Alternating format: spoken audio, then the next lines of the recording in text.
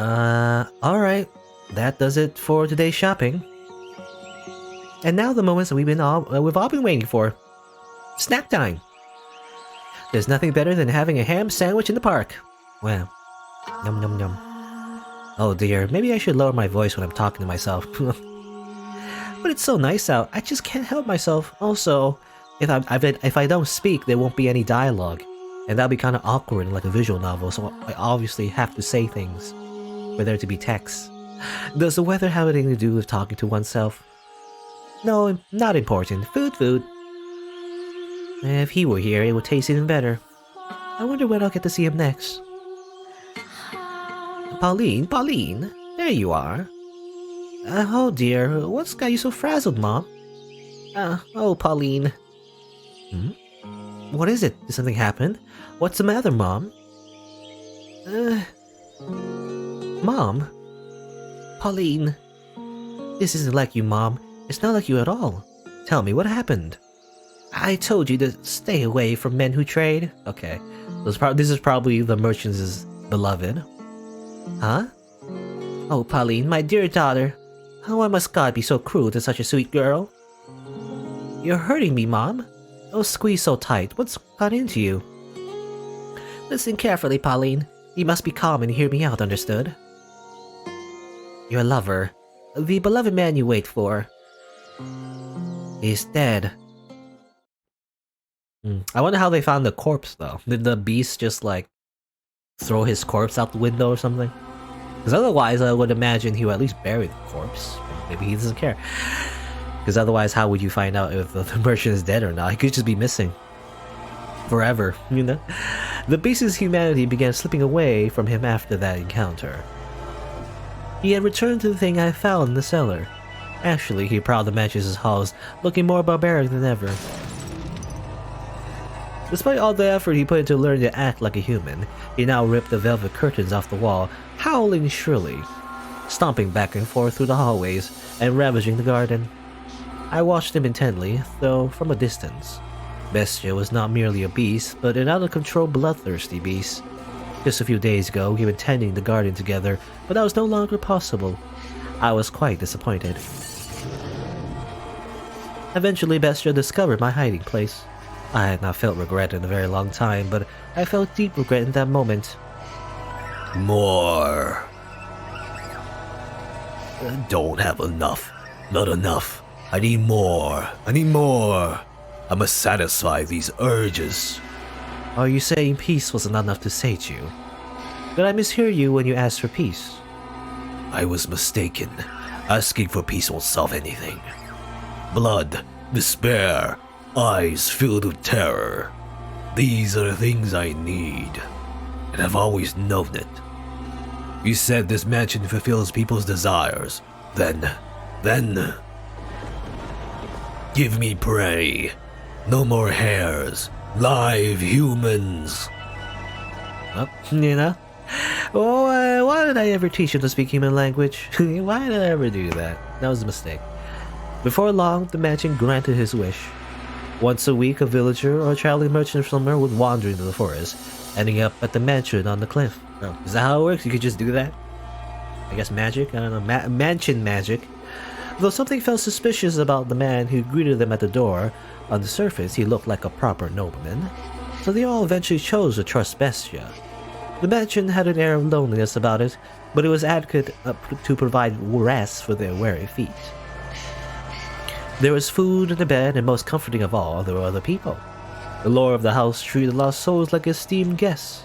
He poured them fine wine and had me cook for them. No one suspected the slightest that he was a beast. He put on a reasonably convincing act, because yes, I had taught him how to behave like a master. Well, now he gets to kill in a very systematic manner. You know, he's become, before he was chaotic evil, now he's lawful evil. You see, you know, you understand D&D alignments. But anyway, the visitors all went to bed contented. But as I am sure you can imagine, Master, they would never see the light of day again. The penetratingly bright sunlight, particularly to this area. A beast! It's a beast! You disgusting creature! You hideous monster! Kill him! If that's how you humans want to do things, now play your little game. I'll play it even better than you. I'll kill you. I'll slaughter you. Reminds me of reminds me of Frankenstein, actually. You know? The story of Frankenstein, anyway. How everyone treated him as a monster, and so therefore he becomes that monster, I guess. No, please don't! That's it. Cry for me. Beg for your life. Pray for my mercy. Weep and struggle and suffer and die. You know, this is a very evil person. He's just full on evil. Before it was like a political romance tragedy. Now it's just a straight up psychopath just killing everyone. I don't know. No one understands. No one can possibly understand my despair. What did I ever do? Was it just because I'm a beast? When did I become a beast? Why do beasts have to die? Beasts are savage, and so they must die. I'm a beast, therefore I'm savage. In which case, I'll kill them. I'll show them what makes a beast so terrifying. Hee hee ha ha. Evil laughter, evil laughter. Moonlight crept through the torn velvet curtains, shining down upon the blood-soaked beast. It was a sight that could incite terror in anyone. I never see his face though. I wonder if he actually looks like a beast, or it's just an exaggeration. You look at his face right here and everything. We always see him look like a monster and everything, right? But I imagine maybe he looks normal, probably, in real life. It's just that the fact that he just likes to murder people, you know, that's the part that's the monstrous part, most likely. He's just like I don't know, I imagine he's like a serial killer or something. Yeah, look at this. No one can stand up to me. Humans have no chance against beasts.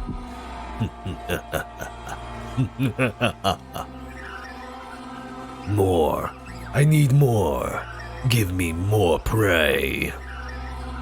The mansion continued to sate the beast's demented craving, sending not one but multiple villagers into his claws, into these blood-stained walls of which echoed his monstrous howls. Stop, please, I beg you, spare me, oh god. Sorry, I'm not familiar with your god. Beasts have no need of gods. Blood. I only pray to one god, the blood god. Blood for the blood god. Skulls for the skull throne. I have a wife and son back in the village. Please, let me return to them. Why don't you bring them back to me? And I'll send them to the same place you're going. It's just he has a pretty nice teeth, by the way. You know, it's very perfect teeth. I'm with a child. Please let me go. Are you now? In that case, I'll kill the baby first. Hiya! You damn monster! That's right. I'm a monster. And by killing, no one can defy me. I have to show the world that beasts are the most frightening things on this earth. The beast began to change his style, making sick banquets out of his kills. Some days he would tie his guests up in the cellar, playing with them for hours until they finally died. Some days he would drain them of their blood and bathe in them. You know, I mean, yeah, this really is just like a horror movie now. You know, I wasn't thinking... I don't know, people said like this game isn't straight up horror. But I guess not in traditional horror, because right now we're playing the monster, you know? Or at least we're from the perspective of the monster anyway. We're not really playing as the monster, but you know. Some days he would spread them out on the table and feast upon them. Every week another atrocious party. He did everything imaginable. As a faithful servant of this house, I am confident that I can do most anything I am asked. Though you can surely imagine my surprise at having to use the cooking skills that I learned while serving the Flaxenhair family to do that. I could only wonder if it actually tasted any good. Bestia's peculiar sword was always with him for his twisted banquets of self-gratification. However much blood stained it, it never lost its sheen. It was as though the sword drank of the flesh of humans. Master, can you imagine just how wretched I felt? The mansion, once a beautiful sight to behold, reeked of death and acrimony. The stench of rotting flesh seeped up from the cellar. Even the years I spent forsaken and ruins were preferable to that. Or perhaps I only had myself to blame. It was I who had invited the beast into the mansion. More, not enough. This isn't enough to satisfy me. The bestial still sought to hold more of his perverse parties. Lost villagers were no longer enough to quell his urges. He was indeed a genuine beast, and in time this is what he began to wish for. Can't you get me any better prey? Something truly exquisite. The perfect prey to quench this maddening thirst of mine. Do you know what he meant when he asked for the perfect prey, Master? Perhaps a hero, someone courageous enough to stand up to him, with whom he could enjoy a battle to the death. Perhaps a dazzling young nymph to satisfy his other primal urges. Or perhaps what he wanted was not human at all, but a demon or a phantom. I would soon find out. As the mansion attempted to grant his wish, bringing yet another guest to the house on the cliff. Okay. Who is this guest? It's not a very nice story so far. You know, the first story at least had the premise, you know, of something not so bad. But this is just straight up murder. It's just murder time. It reminds me of my, you know, whenever I do a second mission or a second playthrough in the mission Hitman, we just, you know, we're just slaughtering everybody. If the devil guides us, if God guides us, then perhaps I could accept that this was fate. That it makes sense that I'm here. I think I know who this is. Let's see. Is anyone there? I've lost my way. Would you please be so kind as to spare me a little food? Ah, there it is. There comes the poor little offering. They never learn. They just keep coming again and again. The mansion keeps granting my wish. I would be glad to provide you some food, and you're welcome to stay the night and get some rest. I will have a room prepared.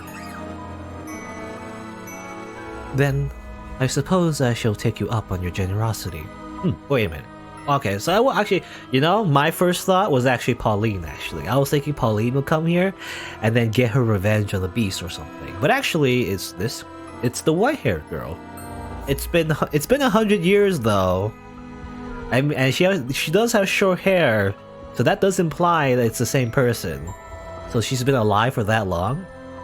How's that work? I guess she's just immortal. I don't know. Maybe she is a vampire.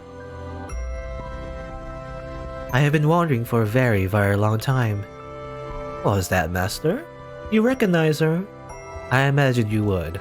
That white hair, those red eyes, skin the color of freshly fallen snow, and that flawlessly beautiful visage. You could not possibly mistake her for anyone else. And no, it's not someone who happens to resemble her. I can understand why you would be surprised, Master. At first, I could hardly believe my own eyes. The wanderer knocking on the door that day was the very same fair-skinned young woman who visited the mansion so many years earlier. The white-haired girl must have spent many a night in the forest. Her crystalline skin was covered in red scratches from where she had brushed against stray branches and tree bark. She had not even lost her shoes, and was staying there barefooted, looking quite disheartened. But that did not make her any less beautiful. In fact, you could just imagine the dense forest canopy parting to allow the sun to shine down upon her. The beast appeared surprised by her angelic beauty as well. It seemed as though all the madness drained from him that moment. He said nothing, but his eyes told all. He was entranced by the sight of her ruby-red irises and her pure white hair. Pardon? I am a beast. This is what I asked for. Something to quench my thirst. You're allowed to be happy. But as I said, it was only for a moment. So rejoice. Yorokobe. Imagine just how gratifying it would be to see such a beautiful woman writhing in the throes of death. Follow me. I will have a bath drawn as well. And once the moment had passed, the beast was barely able to contain the wellspring of madness within himself. He wanted nothing more than to run his sword through the white-haired girl that very instant, to torture her, to defile her. That's not very nice. But I guess this beast is not very nice in the first place, so he tended to her wounds, served her supper, and drew a bath for her. And afterwards, the beast even made to provide her with a dress to wear. Even the outfit she had worn only for one night so many years before was there, waiting for someone to put it on again. For her to put it on again. Well, she was wearing something before, it seemed. I don't know where she got that dress. You know, they said she was in the forest for all that time, but then how did she get that dress in the first place? I don't know. When she appeared at the door, you know? Well, he said he could choose anything she liked. She, being such a modest young woman, says she needed not of such fine attire. And what a shame that was. I too wish to see her in a dress once more. I need not such fine clothing. You needn't be modest. No, that's not why. Are they not to your liking then? No, my apologies. You're very generous. Foolish girl. Smiling and calling me generous. I was simply imagining what a pretty sight it would be. The sight of her fresh blood splattered on it. The sight of her life slipping away in it. I am glad that, after wandering for so long, I ended up here in this mansion. And in a few hours you'll be feeling the exact opposite. Get a little rest you need. I shall see you again in the morning. I thank you. Or maybe, well, I don't know, maybe her sprite appeared, but maybe she wasn't wearing that green dress, you know? Because the green dress maybe was after she went into the mansion somehow. I don't know, it's weird. Anyway, Bestia then made his way out of the girl's bedchamber. His mask came crumbling off after only taking a few steps. There, that's precisely what I wanted. Just imagining how such a beautiful woman will scream. How she'll beg for her life. Hey, are you there? The mansion is giving me the perfect offering. Hey, is she not here?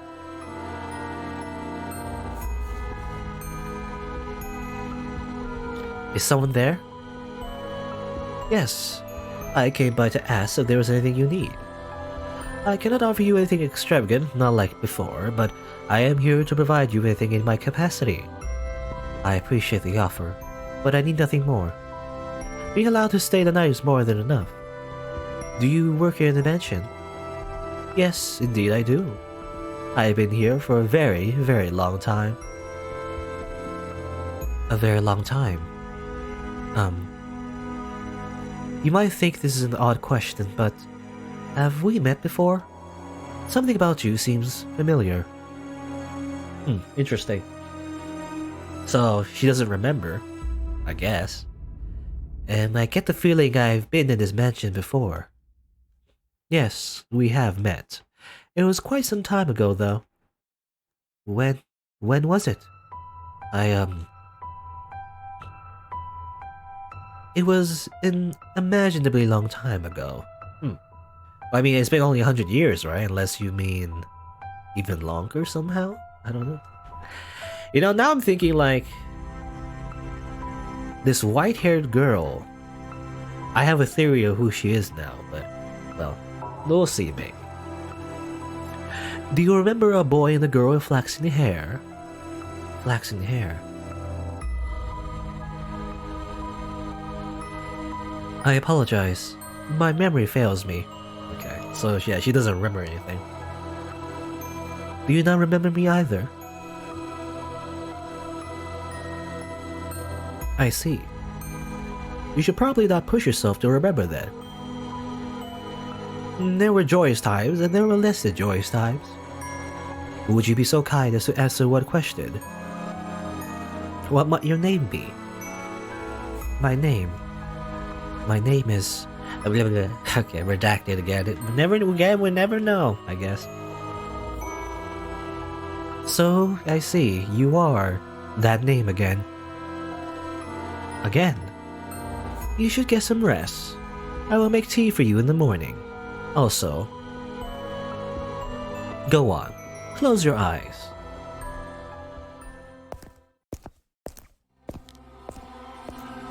The bestia never waited for morning to come.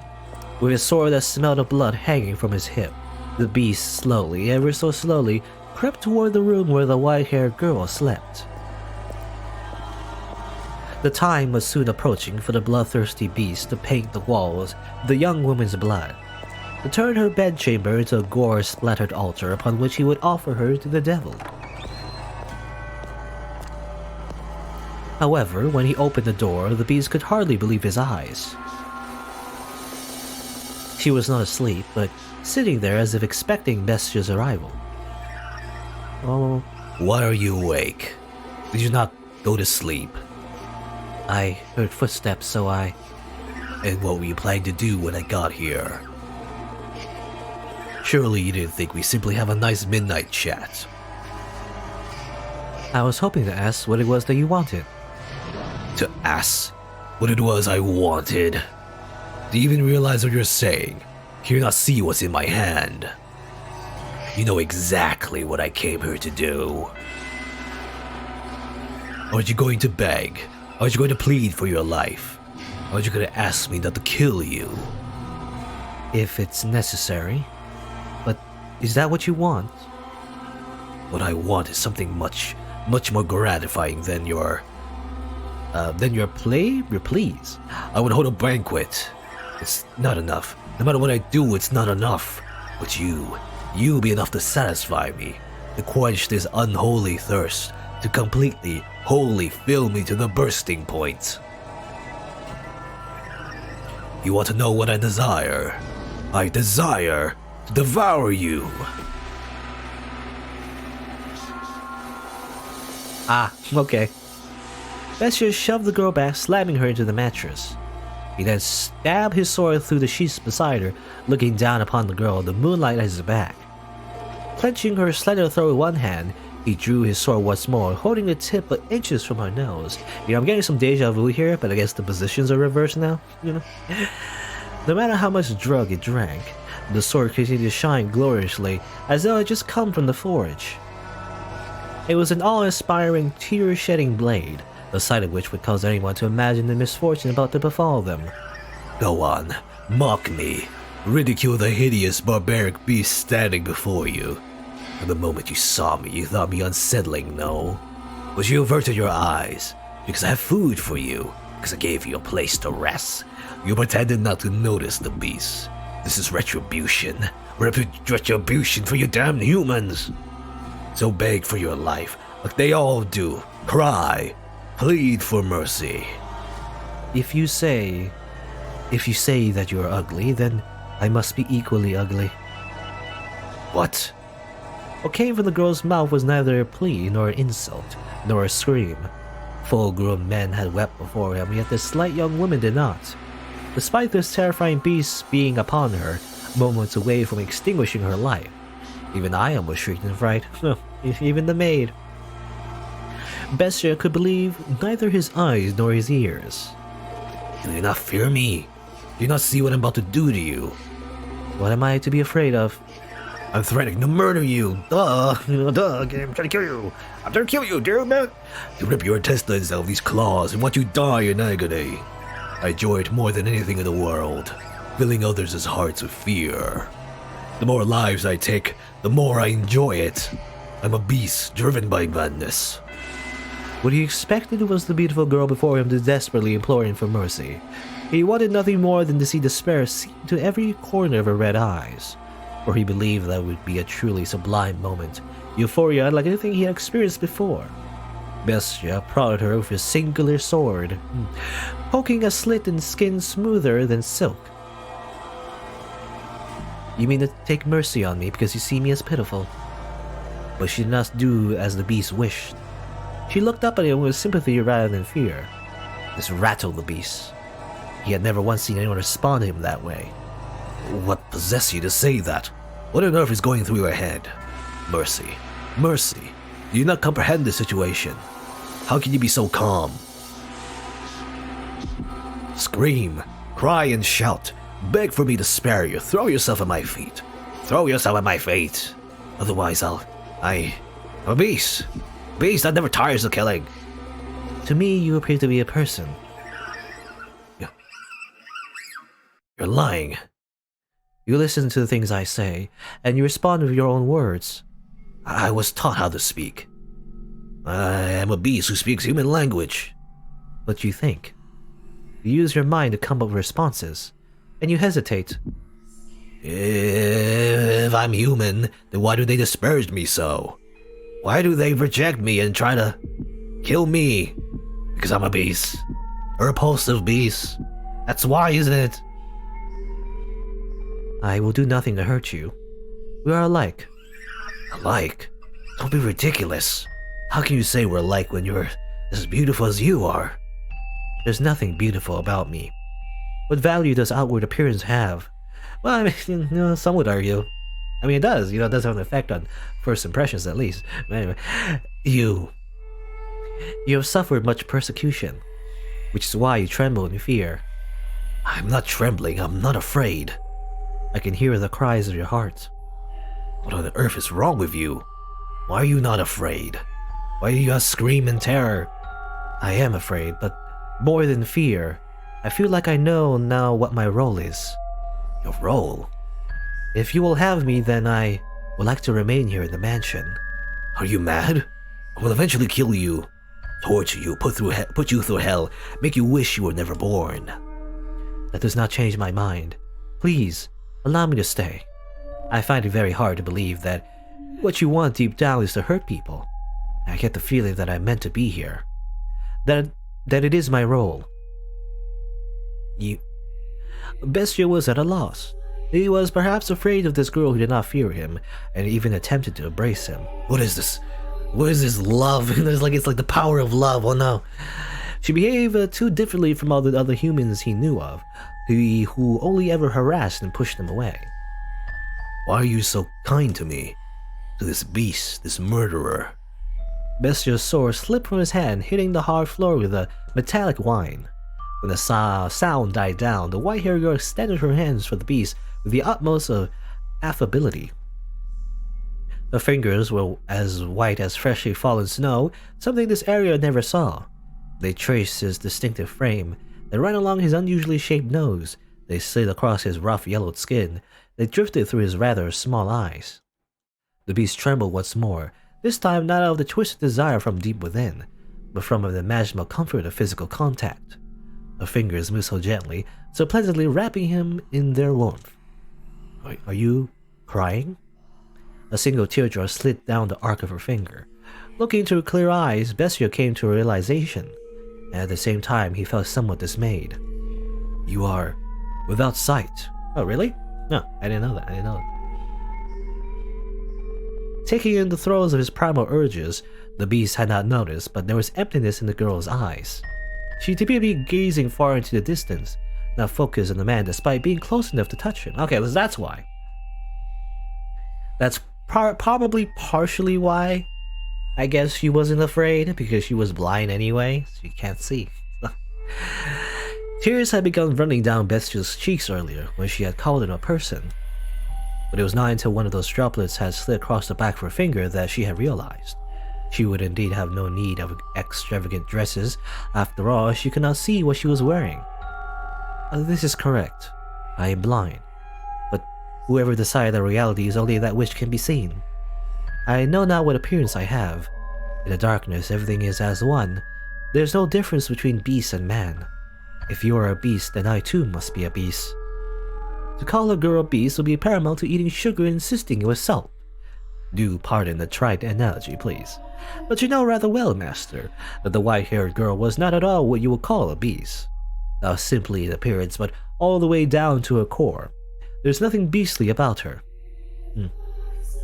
That also kind of reminded, wasn't there like I think it's a kind of like a cliche story in general, not really, well, not cliche. What am I trying to say? It's a theme that is in a lot of romance stories, when a girl is like falling in love with a guy or whatever, and the girl is blind, even though the girl is basically incredibly beautiful somehow, but then the guy is like, oh, I'm so ugly, no one will love me, but actually the girl loves him, I guess, because she can't see. So it's a very cliche story about how like appearances don't matter and true love will like pierce through that prejudice, I guess, or something.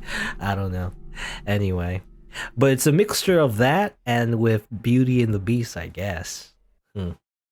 I wonder how it ends. I don't know. I mean, the last time there was some romance in the story, things didn't end up all that well.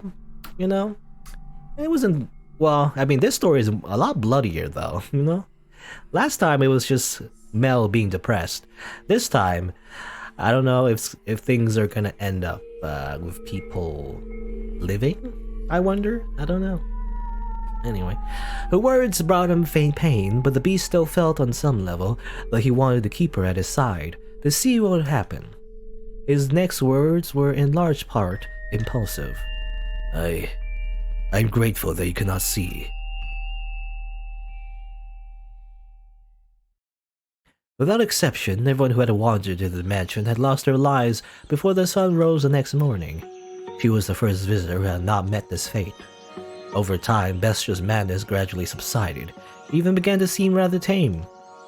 You would hardly believe it was the same beast who had once reveled in those perverse festivities. He was, I imagine, at a loss on how to behave. I too would be flustered in the constant presence of such beauty. But it was not just her appearance. She had said she wished to live with him, or she wished to live with him, a beast who had committed countless atrocities. Let's just say that if this was a BioWare RPG, you know, his like morality meter is all the way on the evil side. Perplexing indeed. What is the matter? Do you honestly not fear me? Do I appear to be afraid of you? No, you do not. But you would. If you could see me, you would react the same as everybody else. You would mock me. You would despise me. You want to kill me. You do not know what I've done because you can't see. I enjoyed it. I bask in the terror. So why? Why do I not want you to find out? I don't want you to know how many people I've tortured, how many I've slaughtered, how much blood I've imbibed. All the horrible things I've done, and only now do you feel regret. Horrible? I'm aware that what I've done is wrong? But I relish in it. I wanted for so long to slaughter them. I desperately desire to see blood, human blood. I gotta be honest, I mean, even with context, but especially without context, it just sounds very edgy. This is very, very edgy. What is it I crave, murder or laughter? I said I had no need for peace, yet here I am. Is something the matter? No, some tea. Oh, shall I make some? Are you thirsty? No, I made some tea. It's probably cold by now. I thought you might want some. You don't? No, I'll take it. What are you laughing for?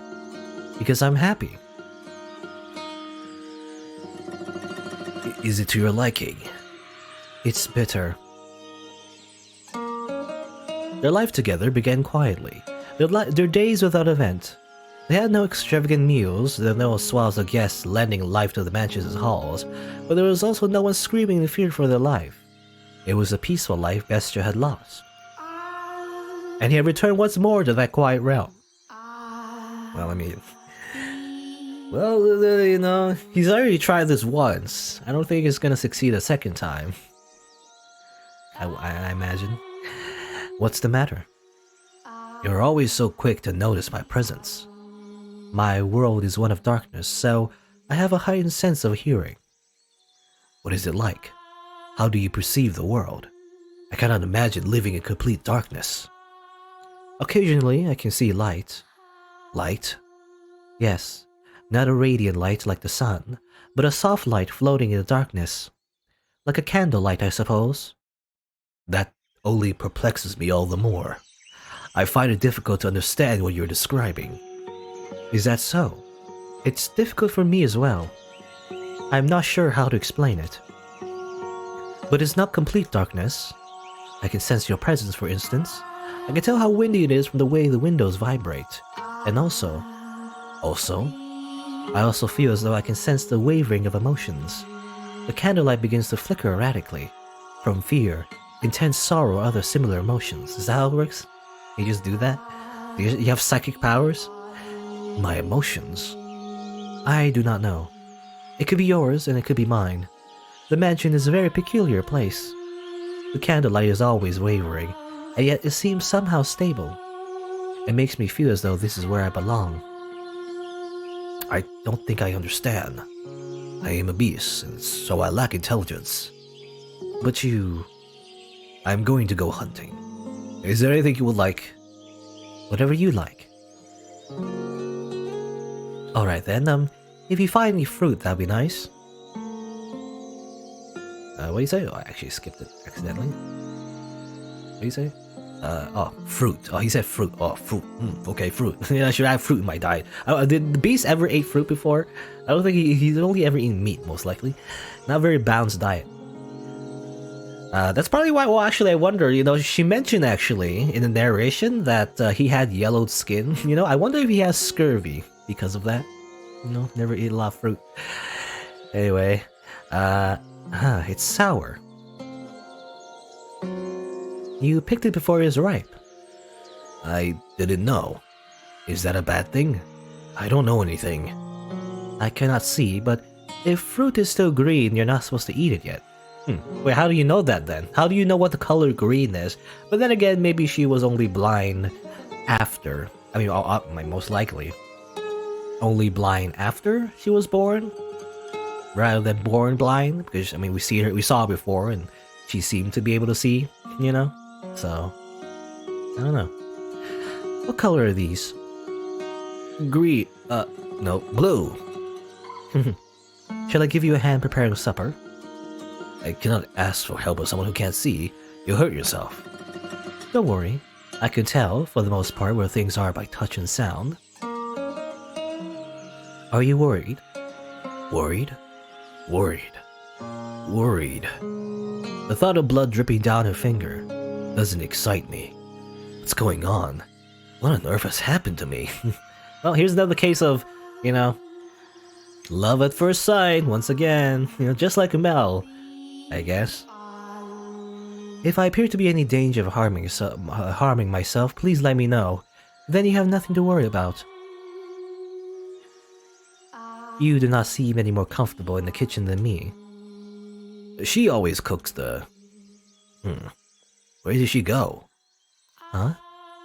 She always comes when I call. Yeah, the maid. Well, I had hidden myself away.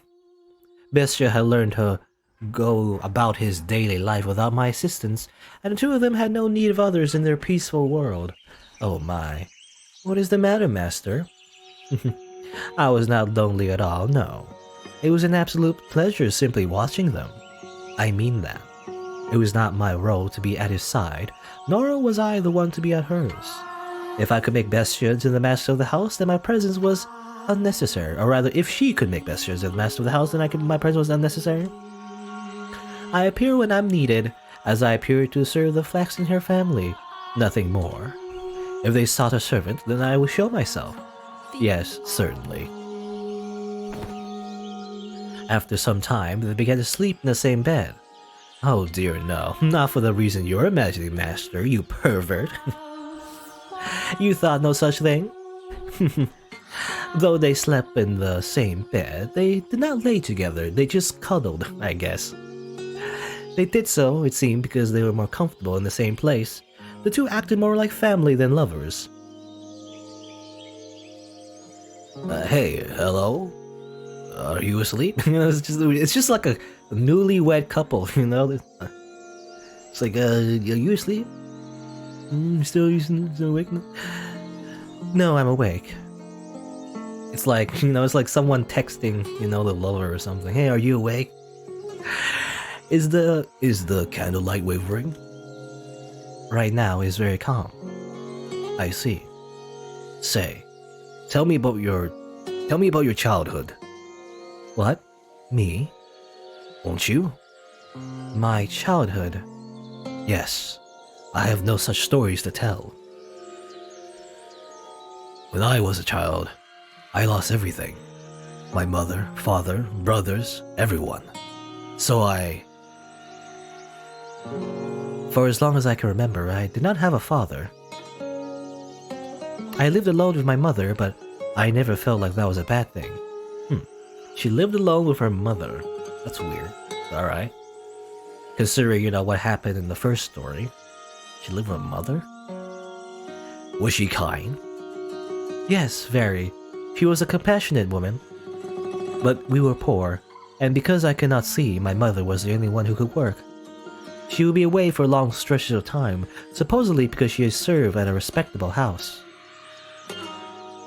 I do not know whether or not that was true. Perhaps she was doing much more demanding work. I never asked.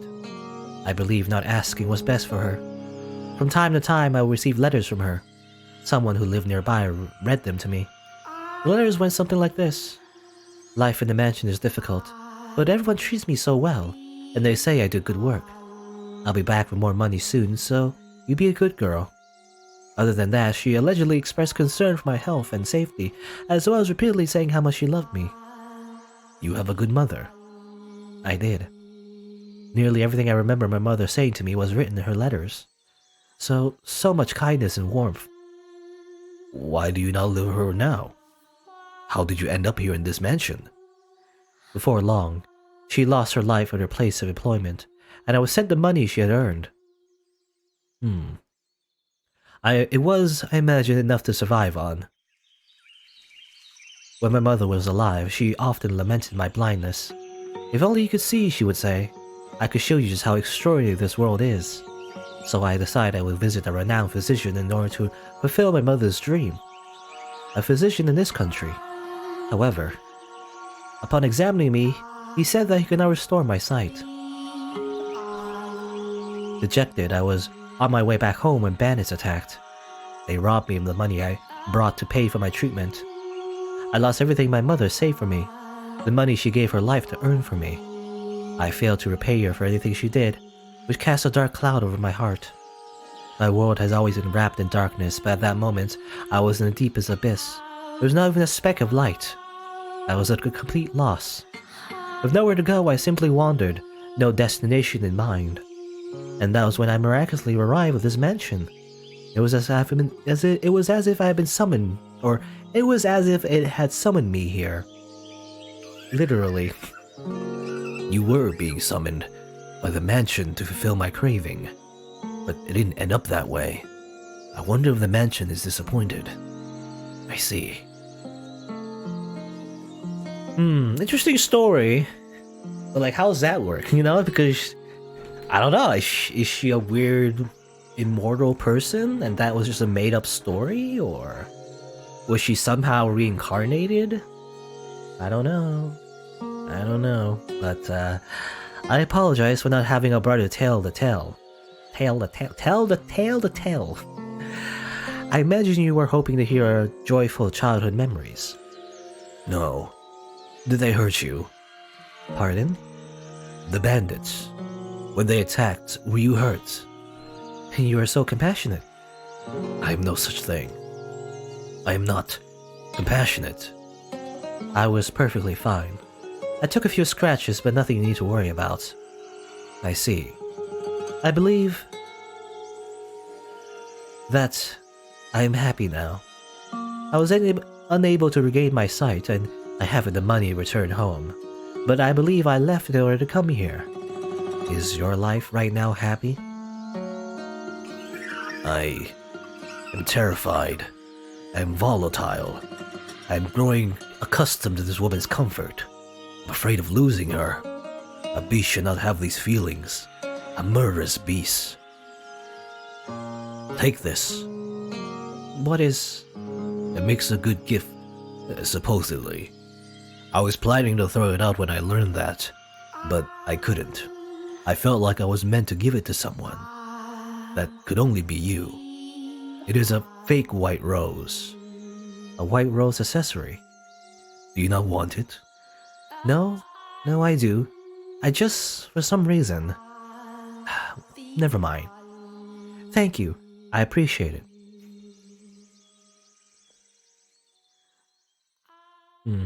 how easily she forgets. I mean, it seems to imply that she does have an inkling of memory from the first story, right? So I don't know what's going on here. Is it like fake memories, maybe, or did it actually happen? Because she says like she went to a different country, right? And she had a mother. Like again, how's that work? It could have been like an adopted mother, maybe, but I don't know. Do you not desire more prey? But you were so hungry for blood before. I've had enough. I don't need any more. Although she is blind, no.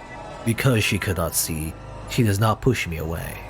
She's the only one willing to accept me, to be with me. So hard to please. You obtain peace, cast it aside, and pick it up once more. But you'll never be able to escape it completely. After all, you're enchanted by the pleasure murder brings. You've been for a very, very long time. This time I'm done. I won't kill anyone anymore. Being with her is far more satisfying than the joy killing brought me. To be with her is what I truly want. So very self-centered. You certainly are. Hey. It was as though he was viewing a flashback. The sound of knocking echoed through the mansion as at the day the merchant came and brought the beast's short-lived peace crashing down. What did I just tell you? I do not want any more prey. Stop it. Stop this and don't bring me any more. I thought you were supposed to fulfill my desires. Why did the door open? Sword in hand, Bestia ran through the mansion's halls. He's overcome with fear. He had obtained the peace he so dearly wanted, and even found someone who did not fear him. He was terrified that the appearance of more prey would cause this all to crumble. If he spotted the prey, murdered them, and conceded to his madness, she might choose to leave him. As much as she claimed he was not hideous, if she witnessed him doing that, I'll just chase them out. I'm done with this. My desires changed. So fickle, you know? So fickle, this beast. However... Why? Bestia shuddered in terror at the sight. Oh, okay, it's another one? Stay back. Stay away from me. He broke into a run. It was not, after all, helpless prey that had entered the mansion. That thing is... The monster's voice seemed to slither along the floors behind him. He felt as though if he were to turn around, it would be right there on top of him. Why are you chasing me? Bestia shouted with fear in his voice, uncharacteristic of the beast who had so readily slaughtered his prey. But can you blame him? That's a bestia. At that moment, I had an epiphany. I'd assumed he had called himself Bestia, unaware of what the word meant. A bestia other than me? Bestia is not, in fact, a name. It's a word that means beast. Indeed, a second beast had came to the mansion. Okay, weird, okay. It's like Beauty and the Beast and the Beast? Those two beasts. Somehow. Why are you chasing me? Are you here to kill me? Is it because I settled down? Because I wanted to stop being a beast? Is something the matter? When the white-haired girl poked her head out of her bedchamber, Bestia was aghast. He frantically attempted to return her to her room. You mustn't leave your room. But as he was doing this, the horrifying creature, no, the beast's voice drew nearer. Do not open the door, for any reason. I will protect you. That's right. That's right, I don't want this peace destroyed. These tranquil days together with this woman. I will protect them. I will. Trembling in fear, Bestia gathered his resolve. He pointed his sword, which until then had been only used to torment others, at the second beast. Now he would wield his blade to protect the person he cared about. How very anime. This was the same beast who had killed and killed and killed and killed to satisfy his own primal desires. I will not let you destroy this. I will protect it from you. From a rational point of view, the things he was saying and feeling were rather idealistic, but Bestia was desperate. He did not want to lose his peace. Before long, the beast, the one chasing him, appeared from within the darkness.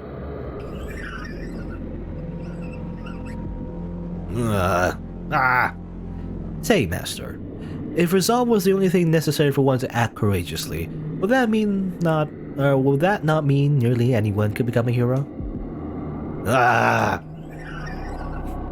Bestia had viciously slaughtered so many people before.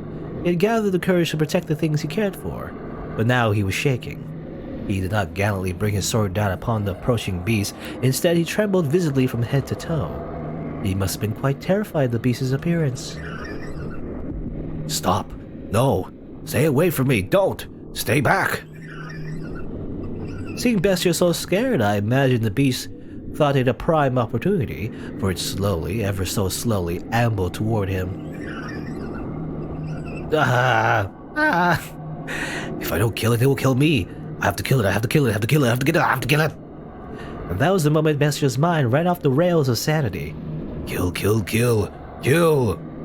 He lifted his sword above his head, facing the approaching beast.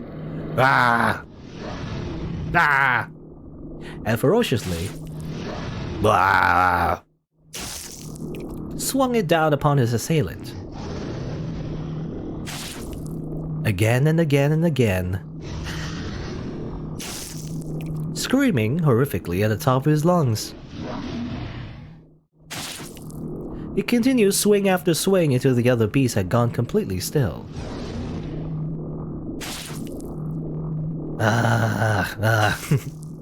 Before long, copious volumes of fresh blood stained the corridor. Well, someone's gonna clean that up, you know? I mean, a lot of the torturing, by the way, of your previous victims, I wonder if the maid had to clean that up every single time. At some point, the other beast had stopped moving and sunk into a pool of his own lifeblood. I did it. I did it. I killed it. I killed the other bestia. Ha ha ha ha ha. Bestia let his guard down, assuming he had claimed victory over the unmoving beast. I had not imagined either that the beast could still be alive after shedding so much blood. Stay back. The beast reached his hand out toward Bestia. It was determined to drag him down to the underworld, it seemed. Slowly sliding along the slippery floor, it dragged itself toward him. Even on his last breath, it continued reaching for Bestia, fixated on him. He kicked the beast's hand up into the air, staggered, and then he... Burn in hell! Rammed his blade down into it. It makes me wonder where this beast came from in the first place, though. Isn't that your cousin or somebody? You know, I imagine if there was more of you out there, then wouldn't that just mean that's your family member you're cutting up? You know, it's a very, very rude family reunion to like kill your relatives. You know, when they come by to visit. I don't know, man. Bestia's fear-stricken expression was hardly that of a knight who has just saved the maiden. Nevertheless, he has indeed eradicated the other beasts.